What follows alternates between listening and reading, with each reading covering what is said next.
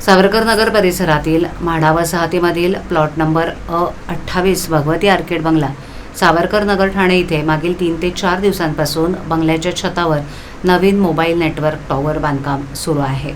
महाराष्ट्र शासनानं mobile network tower बसवण्यासंदर्भात मार्गदर्शक सूचना आणि नियमावली प्रसिद्ध केली आहे। याचं पालन होत नसल्याचं तसंच पालिकेकडून कोणतीही परवानगी न घेता हा मोबाईल टॉवर उभारण्याचं काम चालू असल्याचा आरोप स्थानिक नागरिकांनी केला।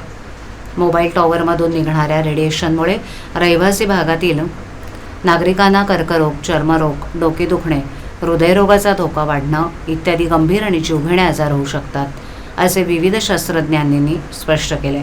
त्यामुळे सदर मोबाईल टॉवरचं काम तात्काळ बंद करून तो काढून टाकण्यासंदर्भात तातडीनं कार्यवाही करण्यात यावी, यासाठी या परिसरातील मनोबल सोसायटी, कृष्णधाम सोसायटी, पाटीलवाडी, यशवंत पाटील चाळ, म्हाडा वसाहत, गुरुकृपा सोसायटी, अष्टविनायक सोसायटी, महात्मा फुले रहिवासी चाळ, विजयनगर सोसायटी, भोलानाथ सोसायटी, गणेश दर्शन बिल्डिंग इत्यादी सोसायट्यांनी याबाबत पालिका आयुक्त आणि प्रभाग समिती सहाय्यक आयुक्तांना याबाबत निवेदन देखील दिले।